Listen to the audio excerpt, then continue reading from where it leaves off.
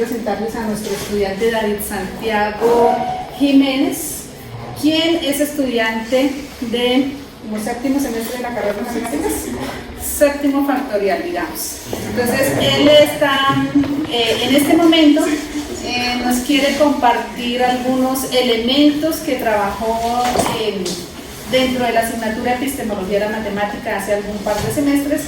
Él allá junto con sus compañeros lo que se les hizo fue darles un temita en particular a cada uno para que explorara esa génesis de ese conocimiento matemático, los problemas que se presentaron cuando ese conocimiento empezó a surgir y pues cómo ha evolucionado a partir del tiempo.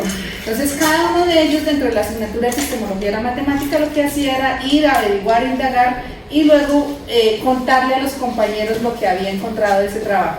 Entonces David Santiago trabajó sobre el origen de los algoritmos y cómo estos fue que dieron un avance al conocimiento matemático y sirvieron para catapultar ciertos procesos en los cuales ellos podían dar más celeridad a algunas operaciones que se requerían hacer. Entonces, él fue uno de los mejores estudiantes que hizo mejores charlas dentro de la asignatura de epistemología de la matemática, por eso se ganó el puesto a estar hoy acá compartiendo con todos los compañeros del programa los elementos que él consultó. Entonces, David Santiago, el auditorio es todo tuyo. Bueno, entonces lo primero pues sería el título, ¿no? Entonces el título de mi charla es algoritmos, el paso a paso. Entonces aquí vamos a ver en sí qué es un algoritmo y como su naturaleza más básica, ¿sí? Por decirlo de algún modo, ¿sí? Los procesos que hay detrás y demás cosas que lo están asociadas. Bueno, para comenzar hay que, en matemáticas en general, hay que ser bastante observadores. Por ejemplo, no sé si ustedes se darán cuenta, pero aquí hay un error, ¿sí? En esta diapositiva. Y eso es porque pues, inicialmente está programado para potencia, entonces es como un ejemplo, ¿no? Es como para que no sea medio observado en las cosas. No es por echarle. No es que se me haya quedado en error, pero sí. Bueno, tenemos la definición, los primeros algoritmos, las computadoras, la teoría de computación, áreas afines, la construcción y la bibliografía. Estas son como las secciones. Bueno, entonces lo primero para ver los algoritmos es analizar la etimología. ¿Qué es la etimología? Es lo que explica el origen de una palabra. Entonces, en este caso, hay dos teorías, ¿sí? La primera se atribuye a un término latín que significa no sino que se lee así como algoritmos, ¿sí? Que básicamente hace alusión al cálculo mediante cifras arábicas. ¿Qué son las cifras arábicas? Las cifras arábicas son precisamente el 0, el 1, el 2, ¿sí? Provienen de allí, estos números, ¿sí? Los números que usamos de toda la vida, ¿sí? Esos números son arábicos, provienen de allí. Bueno, y la segunda, que también es muy aceptada, indica que es en honor al matemático Al-Khwarizmi. Entonces, ¿quién es Al-Khwarizmi? Pues él, ¿no? Pero esa cara es conocida. Esa cara aparece en la verdadera flor. Entonces, quien aparece en la portada no es un valor, sino Al-Khwarizmi, que es básicamente el padre de la álgebra. Y en cierto modo también de los algoritmos, él hizo varios de los primeros algoritmos, ¿sí? Más adelantico se presenta uno de ellos, ¿listo? Entonces, podemos profundizar en eso también. Bueno, ahora sí, la definición como tal de algoritmo. Entonces, los algoritmos se definen básicamente como una serie de pasos que se hacen para lograr un resultado. Si, por ejemplo, yo quiero cocinar algo, entonces la receta vendría a ser un algoritmo, ¿sí? O yo quiero, no sé, tengo dos números, N1, N2, y entonces yo quiero compararlos. Entonces, mi algoritmo sería, por ejemplo, asignar un número, asignar el otro, y mediante una relación, pues, llegar a una conclusión, ¿no? ¿Cuál es mayor? Entonces, son como varios pasos también para sumar o para, ¿sí? Para operar esos términos. ¿Listo? Entonces, se caracterizan por varias cosas, ¿sí? La primera es que son no ambiguos. ¿Qué quiere decir? Que si yo hago el proceso una y otra vez, me dará el mismo resultado, ¿sí? Siempre el mayor va a ser el mayor, la redundancia. Bueno, son ordenados, o sea, yo no puedo ponerme a comparar sin antes definirlos, por ejemplo, ¿sí? O sea, un paso tiene que ser secuencial con el otro, tienen que ser secuenciales. Y en algún punto eso tendrá que acabar, entonces también son finitos, ¿sí? Hay otros que hacen un proceso y vuelven y repiten, esos son los iterativos, pero al final también son finitos, ¿sí? Porque son básicamente infinita cantidad de bucles de finitos pasos, entonces eso es finito, ¿sí? Entonces, bueno, es como un producto cartesiano finito de finitos, es finito, ¿sí? Como para hacer la conexión. Bueno, en primer lugar, ¿sí? Tenemos que pensar como inició la matemática, ¿sí? Entonces, en el principio, pues, estaban muy fuertes dos áreas, la aritmética y la geometría. Entonces, todos los avances, todo lo que uno pudiera imaginar, venía por ese lado, ¿sí? O por la aritmética o por la geometría. Aquí se presentan en este ejemplo dos modelos que permiten demostrar identidades mediante geometría. Entonces, ¿cuáles son esas identidades? La primera es esta. Entonces, tenemos A más B, todo eso al cuadrado. ¿Qué nos daría? Entonces, la dividimos, ¿no? Figurita. Entonces, tenemos A por A, esto es A cuadrado, ¿listo? Entonces, tenemos A cuadrado, ¿cierto? Más. Entonces, ahora vamos con la parte azul. ¿Sí? Tenemos B por A, tenemos A por B, o sea, tenemos dos, o sea, tenemos esto, A por B y otro que es B por A. Pero como es conmutativo, en los reales, bueno, en este caso positivos, ya explicaremos que tienen que ser positivos para que funcione. Entonces sería 2AB, ¿sí? Entonces A cuadrado más 2AB, ¿cierto? Y aquí tenemos el marrón, que es B por B, o sea, B cuadrado, ¿listo? Entonces aquí, B cuadrado. Entonces esta identidad de aquí da esto, ¿mediante qué? Mediante el uso de geometría, ¿sí? ¿Por qué? Bueno, voy a explicar uno que es análogo. Entonces aquí tenemos que todo esto mide C, todo esto, ¿sí? Y que este aquí chiquito, C no, perdón, mide A, digamos. Y que este aquí chiquito mide B, ¿listo? Entonces, bueno, tenemos que todo esto de aquí, ¿cierto? Mide al cuadrado. Todo el cuadrado ahora mide al cuadrado, ¿listo? Y le vamos a restar este chiquito de aquí. ¿Cuánto mide? B cuadrado. Entonces restémoslo. Entonces si lo restamos, pues se va. Se va del... Se va, pues. Listo. Pero igual esto sigue valiendo A, digamos, hasta aquí. Listo. Entonces, tenemos B cuadrado menos A cuadrado menos B cuadrado. Este de aquí. Listo. Vamos a dividir esto en dos figuras. Entonces, digámoslo así. Listo. Entonces, ¿cuánto mide esta altura? Entonces, teníamos que esto de aquí medía B. Entonces, la altura es B, ¿cierto? Y el anchito sería A, pero quitándole B. ¿Por qué? Porque esto también mide B. Sí, es un cuadrado.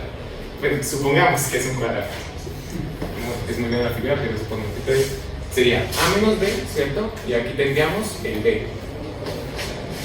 Entonces, tenemos ese cuadrado, ese rectángulo. Tenemos A menos B por B. ¿Listo? Base por altura. Listo. Y le sumamos, entonces, ¿qué nos queda también? Este de aquí arriba. Entonces, este de acá mediría A menos B, esta altura, ¿cierto? Porque es el que tenemos este. Y esta de acá mediría A, porque es todo. Entonces, mediría A. Listo. Entonces, tendríamos A menos B, bueno, A por A menos B, pero como es conmutativo, sería A menos B por A. O sea, factorizando, tendríamos A menos B por A más B. Otra entidad que es análoga y pues no la puse porque el diagrama es bastante similar, ¿sí? Tenemos esta de aquí, ¿listo? Entonces, esa de los cuatro triangulitos, esa probaría, como tenemos A y C, probaría el teorema de Pitágoras, en cierto modo, ¿sí? O, bueno, nos daría una idea de cómo funciona, ¿sí? Entonces, tenemos eso. Entonces, parte verde. La parte verde, ¿qué sería? Sería como un cuadrado, pero rotado, o sea, el área nos afecta. Entonces, sería C por C. C cuadrado, ¿cierto? Listo. ¿Qué más tenemos? Entonces, tenemos C cuadrado y tenemos esos cuatro azules, ¿listo? Entonces, lo que haríamos acá sería decir que, pues, que C cuadrado, ¿cierto? Es igual a cuadrado más B cuadrado. Pero claro, ¿cómo llego yo a qué? A esa conclusión. Básicamente, en esos extremos, este extremo está acá, si nos tenemos el diagrama. Entonces, yo junto a estos, tengo una especie de rectángulo, ¿cierto? Y uno, estos dos, y tengo otra especie de rectángulo. Listo. Entonces, básicamente los libros, pues ya lo tendría, o mejor dicho, ¿cuánto mide todo el qué? Todo el área. Sería pues, C cuadrado más 4A por B, pero hay que tener en cuenta que esos son ¿qué? Que esos son triángulos, entonces sería sobre eso. Entonces sería C cuadrado más 2AB. Listo. Entonces tome ese cuadrado más 2AB. ¿Listo? En este caso, tendríamos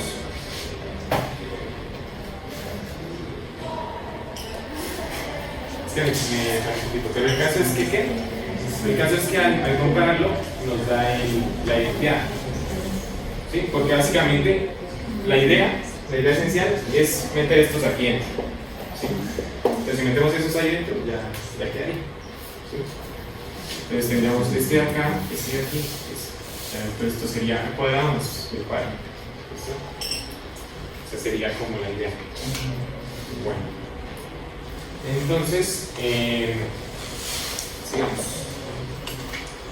Bien, entonces existen algoritmos que manejaron la matemática de forma significativa, ¿sí? Entonces, ¿cuáles son los algoritmos así más importantes? O bueno, es que es difícil catalogar los más importantes, pero digamos los trascendentales, los que yo, digamos, vi directamente en la carrera, o pude entender de forma sencilla, ¿no? Relativamente, son los siguientes. Entonces, bueno, pues aquí hay ejemplos porque el primero fue la pregunta. Entonces, como ejemplo tenemos el algoritmo de Euclides. Entonces, ¿qué es el algoritmo de Euclides? Pues resulta que si yo tengo dos números, si por ejemplo 12.716 y 192, ¿cierto? Entonces a esos dos números yo le puedo hallar el máximo común divisor, ¿listo? Y eso se hace expresando este como potencia de este más algún residuo. Es decir, aquí nos dan, aquí tenemos los datos y nos dan esa formulita, n sub i. Entonces, este sería nuestro n sub 0, ¿cierto? Que es igual a ¿quién? Será igual a un n sub i chiquito, ¿cierto? Entonces, n sub 0 por el q sub i. Ese q sub i en este caso, ¿quién sería? Pues sería el numerito, bueno, sería el numerito, a veces que este número está en este, pero claro, para dividir por tres cifras, uno generalmente tiene que hacer tanteo, ¿no? Es lo que uno medio entiende. Pero recordemos una cosa, ¿sí? Si yo tengo por ejemplo 5 por 2, esto es tener 5 más 5, puedes tener 2 más 2 más 2 más 2 más 2, ¿cierto? Entonces la multiplicación es una suma abreviada, ¿sí? Entonces la división que tendrá que ser una resta abreviada, ¿sí? ¿Y cómo una resta abreviada? Claro. Pues básicamente tenemos que ver a este grandecito cuántas veces le puedo restar a este. ¿Y eso cómo se hace? Entonces, bueno, 3 y 3. Como este es menor, agarremos otro. Entonces sería 1271 y le vamos restando de 192. ¿Sí? Entonces, bueno, si le vamos restando, ¿cierto? Entonces, aquí sería 1079, ¿cierto? Si le restamos otra vez, entonces ahí sería 887. Listo. Bueno, le restamos otra vez, entonces sería 695, ¿listo? Le restamos otra vez, sería un 503, ¿cierto? Le seguimos restando, sería un 311, y si le seguimos restando, sería un 119, ¿listo? Si le seguimos restando, no, porque ya se fue. Entonces, ¿cuánto le está? 1, 2, 3, 4, 5, 6, listo, 6 por un lado. Pero tenemos que agarrar otro número, entonces 1196, listo. Le vamos a restar, entonces sería 1004. ¿Listo? Le restamos otra vez 192, ¿cuánto nos da? 812. Le restamos otra vez, nos daría 620. Le restamos otra vez, nos daría 428. Le restamos otra vez, nos daría 236. Y otra vez nos daría 44. ¿Listo? Listo, entonces está 1, 2, 3, 4, 5, 6 veces también. ¿Listo? Entonces 66 veces, listo. Entonces, este de acá sería 1716, igual a 192 por nuestro q sub i, que es 66, más, entonces, ¿cuánto nos queda? Pues 44. Es más 44. Pues, bien, ahora de aquí vamos a agarrar y iterar, o sea, vamos a repetir el proceso. ¿Listo? Pero ustedes se preguntarán cómo puede hacer estas restas rápidamente, ¿no? Entonces, 192, bueno, aparte de que es práctica, 192 es ¿cuánto? 200 menos 8. Entonces, ¿qué pasa cuando yo resto 192? Eso es, sumar 200 y tener que restar 200, pero le sumo 8. Entonces, claro, yo fui bajando 2 aquí, le fui sumando 8. Fui bajando 2 aquí, sumando 8. ¿Sí? Entonces, es como medio verlas, medio captarlas rápido. Listo. Entonces, agarramos aquí como nuevo n grande, este en el chiquito, y como no en el chiquito, nuestros residuos. Entonces 192 y 44. Ya sabemos entonces que esto es 44 por 4 más 16. Listo.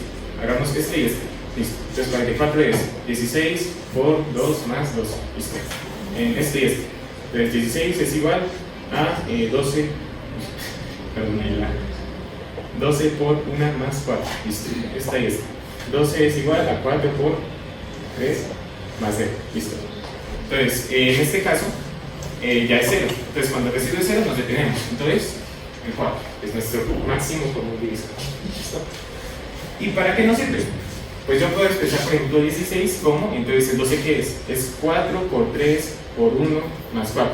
Me puedo devolver y expresar todo como una serie de potencias, no, sino de combinaciones lineales. ¿Okay? Entonces, productos sumados con otros productos o con otros términos. Pero aquí son más simples los componentes. ¿Listo? Entonces, para eso sirve más o menos serio. Porque en teoría de números hay una cosa que se llama módulo n. ¿Sí? Por ejemplo, ¿el módulo qué es? Entonces, A es congruente con B en un módulo n, ¿cierto? Sí, ¿qué pasa? Entonces, si la resta, ¿cierto? B menos A o A menos B, no importa, es igual a un número A, porque no puede ser n, porque ya lo pusimos, por ese n. ¿Listo? Entonces, si el residuo coincide al dividirlo por ese numérico, básicamente. Ahí son congruentes en el módulo n. Esto es un poquito de teoría de números, no sé si lo habrán visto o si no, pero es como por ese lado. ¿Listo? Un poquito para necesario.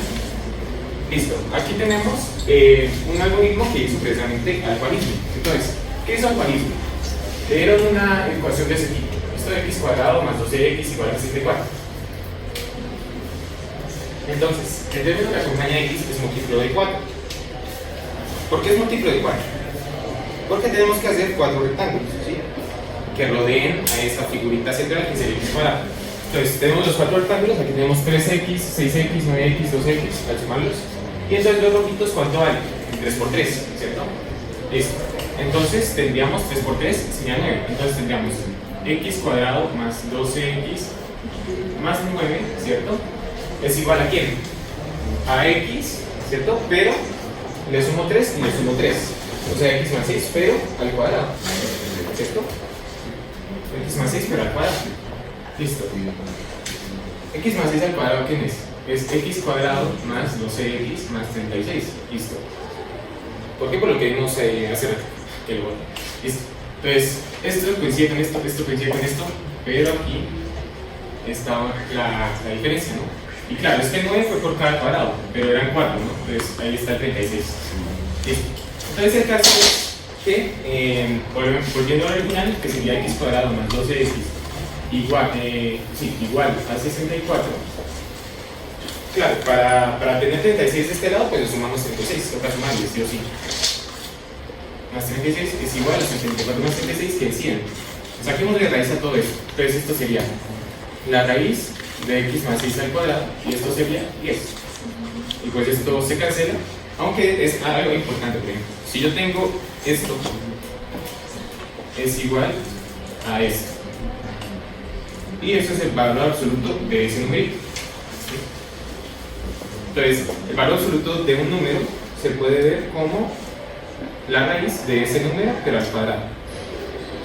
Este paréntesis es innecesario, pero al cuadrado. Entonces, ese es otro algoritmo, por ejemplo, para sacar un valor absoluto. Listo. Entonces, ahí ya tendríamos esto, y tendríamos que x más 6 es 10. O sea, x ¿cuánto vale? Exactamente, vale 4. Y si reemplazamos 4, pues ya queda, ¿no? 16 más 48, 64. Listo.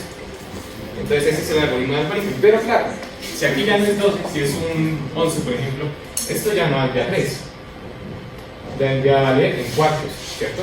O sea, en lugar de tener 12 cuartos, tendríamos 11 cuartos. Y sería mucho más complicado hacer las cuentas, ¿sí? Y por ejemplo, si las magnitudes o los números son negativos, ¿cómo mido yo una longitud negativa? ¿Sí? O sea, ¿cómo digo, listo, entonces este cuadrado mide menos a? No se puede una longitud negativa, tienen que ser positivos para que los algoritmos funcionen. ¿Listo? O si no, pues se den los correspondientes cuidados, ¿no? al momento de operar. Bueno, el otro algoritmo importante, ¿sí?, que yo considero es la serie de Fibonacci. Entonces, claro, ¿qué tiene que ver esto con el tema.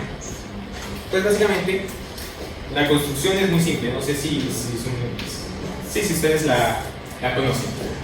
Pues la Fibonacci, básicamente, lo que nos dice, pues tenemos acá. Tenemos dos conejitos, digamos, o dos unos. Entonces los sumamos. ¿Cuánto nos da? 2. Listo. Estos de acá los sumamos. ¿Cuánto nos da? 3. Estos de acá los sumamos. ¿Cuánto nos da? 5. Y así, 8. 5 y 8, 3. 3 y 8, 21. ¿Listo? 21 y 13, 34. 34 y 21, 55. 55 y esto, 89. Aquí daría 144. Sí, 144. Y bueno, sí, sigue. ¿Listo? Bueno, un dato curioso es que el número de esta charla es este número para el cuadrado, aunque no tiene nada que ver. Pero el caso es que estos números están muy presentes en la naturaleza, ¿sí? Por ejemplo, las flores, esta de aquí tiene 3, aquella 5, esta 8, esta 21, ¿sí? Sobre todo en los girasoles es muy, digamos, muy interesante ver la coincidencia, porque hay girasoles que tienen 55 y 89 exactitos. O sea, es una cosa bien curiosa. También hay otra cosa curiosa, es que por ejemplo, si dividimos este entre este que nos da 1,5. Bueno, iniciamos con esto, 1 entre 1, 1, 2 entre 1, 2, perdón. Y ahora sí, 3 entre 2, 1,5, ¿sí? 5 entre 3, eso nos daría 1,6, 6, bueno, sigue, ¿no? Listo. 8 entre 5, entonces eso daría 1,6. 3 entre 8, entonces 3 entre 8 daría 1,625, sí. Y si seguimos, ¿a qué número nos acercamos? Exacto, al número áurico. ¿Sí? Entonces, como que todo está conectado. ¿Qué es el número áurico? Es el número que los griegos relacionaban con todo lo que era perfecto o lo que era hermoso, digamos, ¿sí? Que está equilibrado. Áurico de oro. Claro. Bueno, ejemplo 5 es la máquina analítica. Entonces, inicialmente la hizo Babbage. Por eso está Babbage, ¿listo? Pero no pudo completarla y el trabajo lo materializó Ada Lovelace, ¿listo? Entonces, es muy importante ella porque se podría decir que es la primera programadora, ¿sí? Entonces, muy importante. ¿Por qué hizo el primer algoritmo que pasó a un ordenador? ¿Cuál ordenador? El primer ordenador, podríamos decir, que es esa máquina. ¿Por qué? Porque era una máquina que bajo ciertas instrucciones hacía operaciones. Eso es lo que hace un ordenador, a fin de cuentas, ¿no? Uno le da funciones, le da instrucciones y hace cosas. Entonces, por eso es importante Ada Lovelace, ¿no? Y pues los algoritmos que hay. Entonces, como observamos en este último ejemplo con lo que les estaba explicando, la naturaleza de los algoritmos es que se sigan al pie de la letra, digamos, básicamente. Lo que sea un proceso que se pueda seguir normalmente, ¿no? Mecanizable. Entonces, como es mecanizable, ¿qué ocurre? Que antes de yo ponerme a meterle códigos a la máquina necesito idear, por decirlo así, una especie de diagrama de flujo, ¿sí? Pues el diagrama de flujo es precisamente eso, me permite, digamos, listo, voy a iniciarlo. Inicio. No sé, para sumar dos números. Entonces, voy a hacer una entrada, ¿cierto? Pues la entrada es así, de un número A y otra entrada de un número B. Entonces,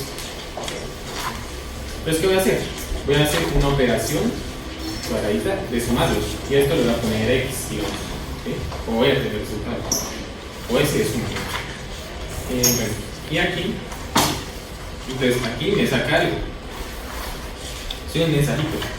Entonces dice S es igual a A más B, o el resultado es ese. Bueno, ¿sí? En este momento no me acuerdo muy bien el símbolo del mensajito, creo que es algo así como redondeado. Como semicírculo, bueno. Pues es que no lo recuerdo muy bien. Listo. Y finalizamos. ¿Qué pasa si no finalizamos el proceso? Que se queda pensando y pues puede llegar a saturar la máquina, ¿no? Bueno, entonces, por eso el diagrama de flujo es importante, para saber antes de meternos a programar, saber qué vamos a meter a la máquina, ¿sí? ¿Qué procesito va a hacer? Un proceso cada cosa. Y tiene que ser un proceso indefinido, ¿sí? Toca, por ejemplo, si vamos a hacer una división, tenemos que asegurarnos de que este de aquí sea distinto de cero. O sea, hay que ver muchas cosas, hay que cubrir varias, ¿sí? ese sería como la parte importante, digamos, al momento de hacer un diagrama flujo. Y la otra parte importante es el código, ¿sí? Son como unas variables. Entonces el código es precisamente el medio que se va a usar, ¿sí? En este caso, yo voy a usar para unos lenguajes de programación llamado Python, ¿listo? Entonces, si yo me voy acá, no tengo internet.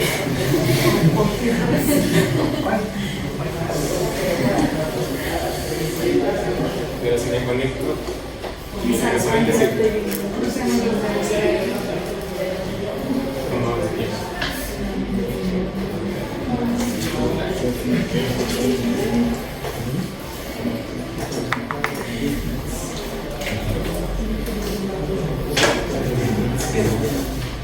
Bueno. Creo que sí. Listo, entonces ahí yo tengo una serie de algoritmos.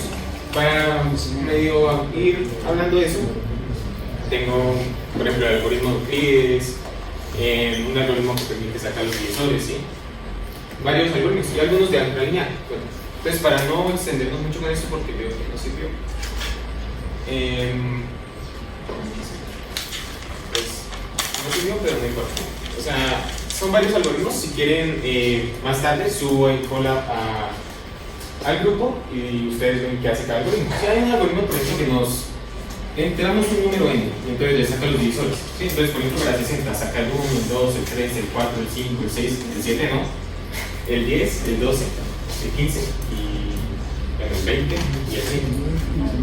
Santiago, que aquí es donde te comparten datos para que O sea, gracias, pero es que me estoy quedando cortico de tiempo. ok. Como que me extendí mucho. Hay una disculpa. Pero sí, o sea, puedo compartirlo y no se le pueden ver con calma.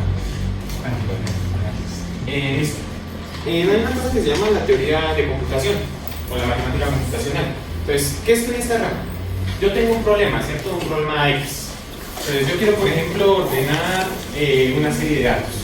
Entonces, claro, si yo tengo 10 datos, tarda un segundo, digamos. Si tengo 10.000, tarda 10, así, ¿sí? Entonces, a medida que suben los datos, sube la complejidad. Y yo eso lo puedo graficar. Entonces, hay algunos algoritmos que su complejidad es lineal. O sea, a medida, esto no existe, la parte negativa no existe aquí. Sí, podría ser lineal. Esos, pues, son bastante rápidos. Hay otra que es, bueno, que cuadrática, no que al cubo. Pero hay una que es complicadísima, cuando es exponencial. Es la función que más crece. Exponencial o peor, sí, porque puede ser no a la x, sino a 2x. O sea, cosas que crecen de por sí muy rápido. Y la óptima es la contraria a la exponencial. Entonces, cuando yo quiero quitar una exponencial, lo que hago es poner un logaritmo. Entonces, la logarítmica. Esa es muy bonita de trabajar porque los recursos y el tiempo que consume son muy poquitos por cada algoritmo. Bueno, aquí es una cosa importante. Entonces, no por cada algoritmo, la complejidad se mide por el algoritmo más sencillo. Entonces, la complejidad de un algoritmo es mayor o igual a la del problema en sí, porque la del problema es la del algoritmo más óptimo, el que menos gasta. ¿Listo? Entonces, eso es lo que estudia más o menos. Y a eso le llamamos complejidad. Listo. Hay un dilema, un problema que se podría considerar problema del milenio, ¿cierto? Que básicamente nos dice, nos habla de P y no P. Entonces, claro, toca probar, o bueno, toca probar no. La pregunta que muchos se hicieron en su momento es si P da igual a NP. P es igual a NP.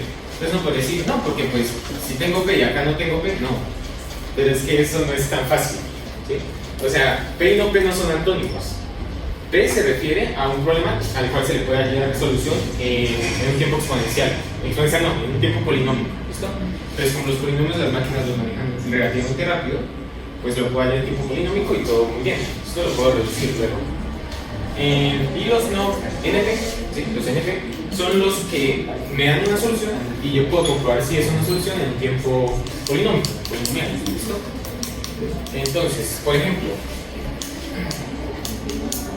me dan un número, ¿no? Me dan, no sé, el 101. Entonces, me dan el número y me dicen, listo, ¿es primo o no? Yo puedo en un momentico hacer la cuenta, decir que que tendré que intentar con uno no, con 2, con 3, ¿sí? Con 5, con 7, con los primos que sean menores a 10. Entonces no hay más. ¿Por qué menores a 10? Porque en el mejor de los casos sería 10 por 10. o algo muy cercano, ¿sí? O la vez de 101, pero la tomamos esa porque sí es. Entonces, por eso. Bueno, listo. Entonces, se puede, listo. Pero, ahora nos dicen, hay un algoritmo para conseguir primos. No se puede. ¿Sí? Los primos no tienen un patrón muy claro, o no es tan fácil de estudiar eso. Sí, hay todo un cuento con los primos ahí detrás. Bueno, pero en teoría de números se profundiza bastante en eso y en epistemología también lo vimos. Sí, hay un tema importante ahí. Bueno, el caso. Si tenemos. Porque incluso el problema no es que los algoritmos se comporten raro. Digamos, supongamos que tenemos aquí es el comportamiento del algoritmo. Entonces, coge, hace así, así. Bueno, esto ya no sería funcionante, y luego pan lineal, luego no, que así. Pero igual es una curva, ¿no? Entonces, esto yo lo puedo modelar por varios polinomios. Entonces, al modelarlo por varios polinomios, en ciertos rangos manejo un algoritmo, o bueno, una forma de proceder, y en ciertos otros, pues otra. Pues ni siquiera es que se comporte raro el problema. El problema es cuando esto se dispara. Porque ya son muchos recursos y no vale la pena gastar tanto recursos y tanto tiempo en un computador si uno puede usarlo para cosas más útiles, ¿cierto? Porque al igual no sabemos si ese proceso en ese algoritmo va a ser el caos. Entonces, ese es el problema. Entonces, ahí está la cosa. Claro, si yo tengo un algoritmo P, o sea, si puedo llegar a una solución en tiempo polinomial, entonces la puedo verificar. Entonces, P está contenido en NP. Pero para probar la conveniencia P, ahí está el problema. ¿Sí? Esto no se sabe. Aquí no puedo saber, ¿sí? Esto sí porque pues la solución se llega y porque se comprueba en tiempo polinomial. Entonces, ahí es donde aparecen los problemas NP complejos. Entonces, ¿qué son esos problemas? Los más difíciles de aquí, de esta categoría, los que crecen a más nivel, los que gastan más recursos, más tiempo. Entonces, entre esos hay una serie de ejemplos. Entonces, yo intenté hacer acá tres para los más simples. Entonces, tenemos, por ejemplo, el problema de acá. Entonces, tenemos aquí, no sé, un conjunto de ciudades, ¿cierto? Que tienen caminitos. Acá. Y tardan cierto tiempo en recorrerse cada uno de los caminos, ¿cierto? Entonces, no sabemos de dónde arranca el viajante, no sabemos si este es el origen, si este es el origen, si es este, no sabemos. Y tenemos que encontrar la ruta más corta, cosa de que vaya por cada ciudad y de que vuelva al origen. Pero es que no hay un origen, ¿sí? Y ahí está el problema. O puede ser incluso estar aquí, ¿no? No se sabe el origen, ¿no? Y por eso no se sabe qué ruta tomar en todos los casos, digamos. Listo. Ejemplo 7. Entonces, tenemos un n grandísimo, ¿listo? Un n grandísimo, pero que es producto de únicamente dos primos. Entonces, ¿sería fácil hallar estos dos primos? No, obviamente no sería fácil. Y en eso se basa en la seguridad de los bancos, por ejemplo. ¿Sí? Entonces, como es difícil de hallar ese número, o sea, ese par de números, cosa de que haya un número grandísimo y que sean primos ambos, entonces el hecho de que no podamos descifrar los primos implica que haya seguridad. Al momento que se descifren los primos, eso flaquea, ¿sí? Porque pues ya se puede saber cómo se comportan y los encontramos mediante algoritmos pues novedosos, pero de momento nadie ha resolvido esas cosas. Hay una cosa interesante que es, bueno, esa es la carátula de un libro, que es el tío Petros, y ahí quedó cortado, y la conjetura de Goldbach. Entonces, la conjetura de Goldbach, ¿qué es? No tiene nada que ver con el ejemplo, pero es bonito decirlo porque lo vi en TV. Entonces, básicamente, si yo tengo un par, por ejemplo el 14, entonces esa es la suma de dos primos, ¿sí? Entonces, para todos pares. Pero, claro, uno dice, sí, fácil, pero ¿cómo pruebo que es para todos los pares? Es un poquito complicado. Sí, por ejemplo, para el 22, 19 con 3, listo. Pero también puedo tener 17 con 5, o sea, parece que es para todo, pero ¿cómo pruebo que es para todos los pares? Uno puede pasarse la vida haciendo cálculos y no llegar a un último par, porque eso querría decir que los reales están acotados. Y eso no, bueno, reales no, naturales. Y eso no tiene sentido, no hay una cota de los naturales. A menos al nivel superior, que es lo que nos ofrece. El ejemplo 8 es el Buscaminas. Claro, el Buscaminas. Entonces, tenemos aquí el tablero, mira, jugar Buscaminas ahí con ustedes, pero no sé si. Entonces, aquí está, bueno, lo despejado de Buscaminas no es así, digamos, es más como cuadradito. Pero uno, listo, va llenando y va a llegar a algún punto, en la mayoría de las veces, en el que toca pues, jugar siempre. Toca aquí o aquí, toca en algún otro punto volver a desatar. ¿Sí? Entonces, si no conocen cómo es el buscaminas, básicamente hay un numerito y alrededor de ese numerito tiene que haber una bomba. Puede estar aquí, aquí, aquí, aquí. Si dice 2, pues 2. Si dice 3, pues 3. Y ahí uno va razonando y va descartando. ¿Sí? Cuando dice 0, pues todas las que hay alrededor ya están. Pues si dice 1 y ya está la bomba, pues todas alrededor. ¿Listo? Entonces, el problema es que con cualquier configuración inicial que me dé, si yo puedo hallar todas las bombas que restan, si hay un algoritmo para no tener que jugármela aquí. ¿Listo? Listo. Entonces, bueno, hay varias áreas afines a estos algoritmos, ¿cierto?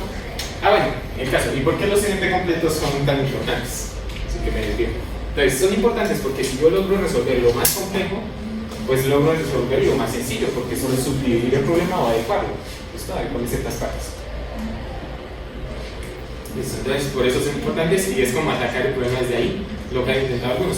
Pero es que si no ataca el problema desde ahí, se encuentra con cualquier cantidad de enigmas que uno lo dejan tomando e investigando. O sea, no vale, no lo vale tampoco. O quizás sí, no lo sé.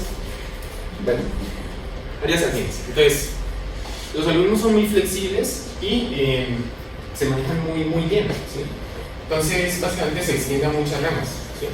Lo que estamos viendo ahorita, por ejemplo, con el álgebra, con las entidades que decía ahí, los métodos numéricos. Entonces, ¿qué son los métodos numéricos? Yo tengo aquí, bueno, los métodos numéricos son más que lo que voy a decir, pero su aplicación más conocida es hallar raíces. Entonces, yo tengo aquí esto y tengo una función, ¿sí? Con ciertas raíces.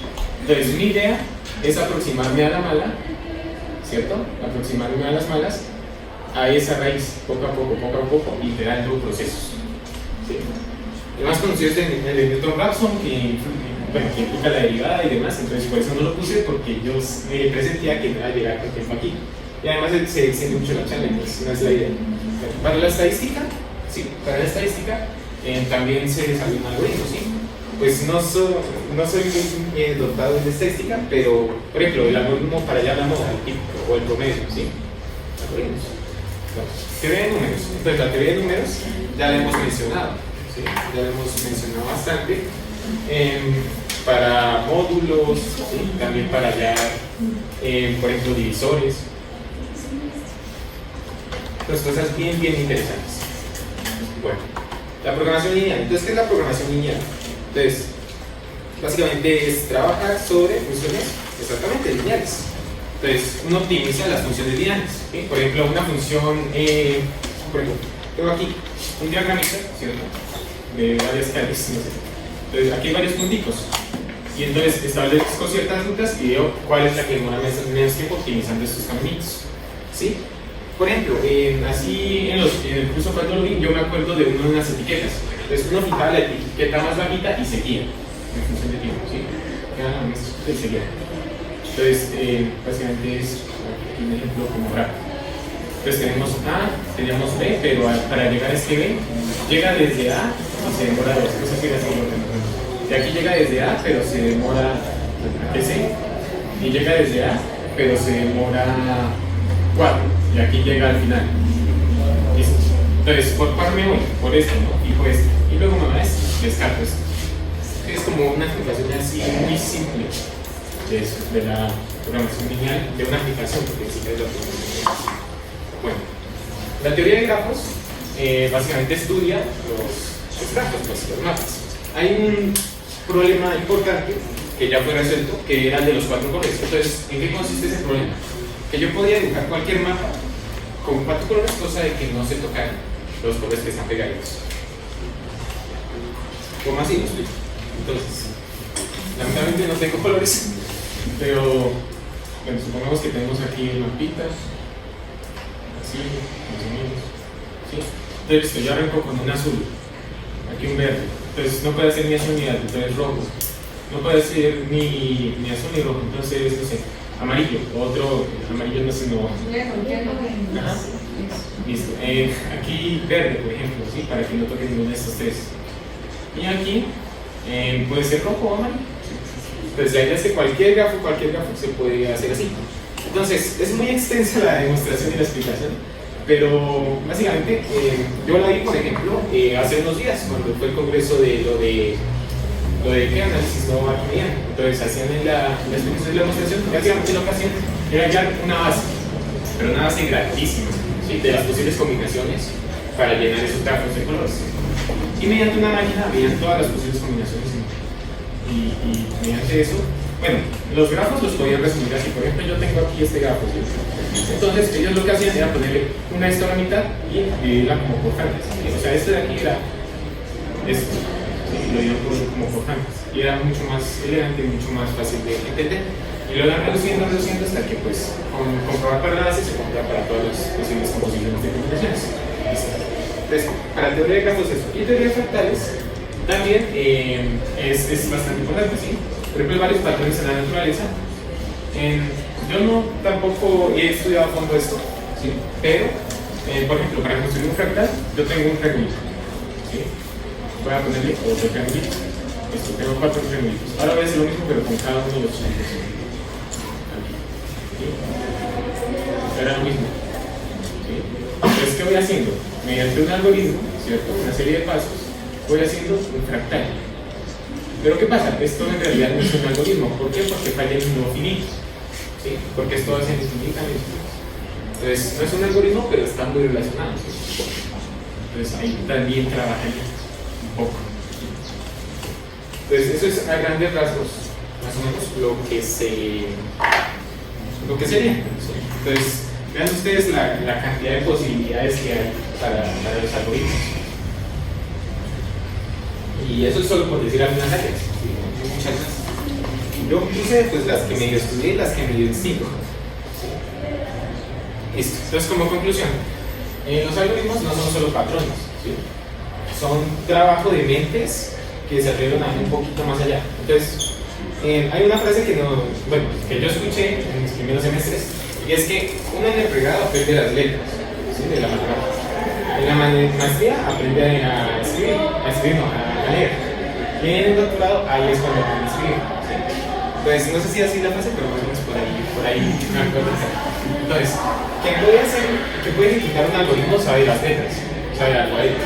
Quien lo puede entender sabe leer algoritmos. Y quien los puede crear no está haciendo algoritmos. Y en consecuencia está haciendo matemática. ¿Listo? Entonces, sería como la conclusión. Entonces, lo realmente puro y lo que realmente se aprecia es crear algoritmos. Ya que sea útil o no, pues tocaría verlo. Pero al menos se aprecia el esfuerzo de crearlo. Bueno. Gracias por la atención. También quiero agradecer pues, a todos por venir, y en especial pues, a Avi por su ayuda.